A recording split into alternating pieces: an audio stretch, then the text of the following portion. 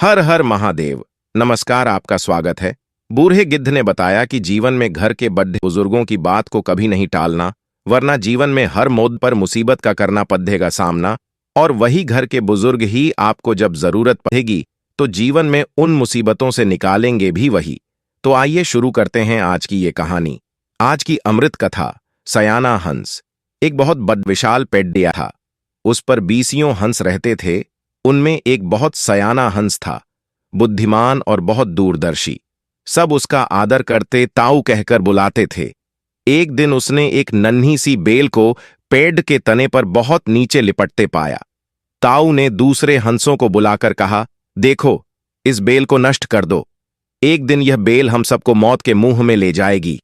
एक युवा हंस हंसते हुए बोला, ताऊ, यह छोटी सी बेल हमें कैसे मौत के मुंह में ले जाएगी? सयाने हंस ने समझाया, आज यह तुम्हें छोटी सी लग रही है, धीरे धीरे यह पेड़ के सारे तने को लपेटा मारकर ऊपर तक आएगी।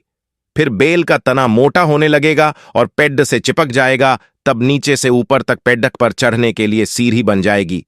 कोई भी शिकारी सीढ़ी के सहारे चढ़कर हम तक पहुंच जाएगा और हम मारे जाएंगे। दूसरे हंस को यकीन न आया, एक छोटी सी बेल कैसे सीढ़ी बनेगी?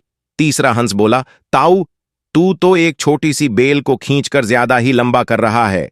एक हंस बद्ध-बद्धाया, यह ताऊ अपनी अक्ल का रौब डालने के लिए अंट शंट कहानी बना रहा है।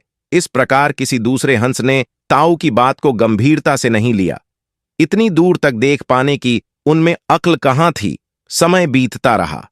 बेल लिपटते लिपटते ऊपर शाखाओं तक पहुंच गई।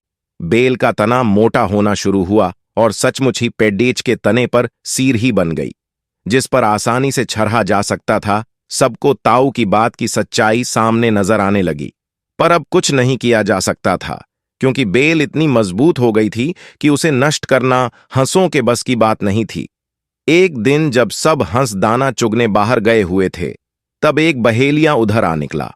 पेड़ पर बनी सीढ़ी को देखते ही उसने पेड़ पर चढ़कर जाल बिछाया और चला गया। सांझ को सारे हंस लौट आए और जब पेड़ से उतरे तो बहेलिये के जाल में बुरी तरह फंस गए।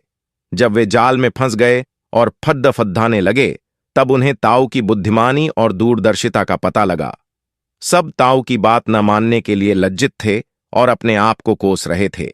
ताऊ सबसे रुष्ट था और चुप बैठा था। एक हंस ने हिम्मत करके कहा, ताऊ, हम मूर्ख हैं, लेकिन अब हमसे मुंह मत फेरो। दूसरा हंस बोला, इस संकट से निकालने की तरकीब तू ही हमें बता सकता है। आगे हम तेरी कोई बात नहीं टालेंगे। सभी हंसों ने हामी भरी। तब ताऊ ने उन्हें बताया, मेरी बात ध्यान से सुनो। सुबह जब बहेलियां आएगा तब मुर्दा होने का नाटक करना। बहेलियां तुम्हें मुर्दा समझकर जाल से निकालकर जमीन पर रखता जाएगा।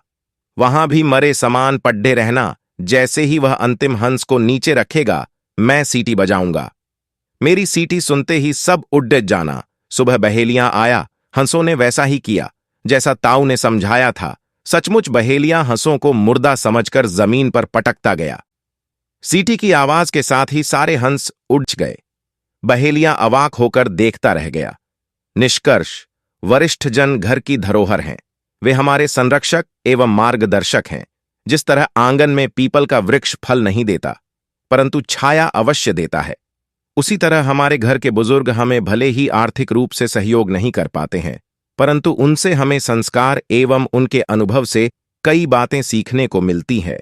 बड़े बुजुर्ग परिवार की शान है। वो कोई कूड़ा करकट नहीं है जिसे कि परिवार से बाहर निकाल फेंका जाए। अपने प्यार से रिश्तों को सींचने वाले इन बुजुर्गों को भी बच्चों से प्यार व सम्मान चाहिए, अपमान व तिरस्कार नहीं।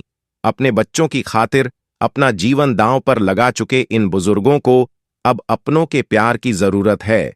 यदि हम इन्हें सम्मान व अपने परिवार में स्थान देंगे तो लाभान्वित ही होंगे।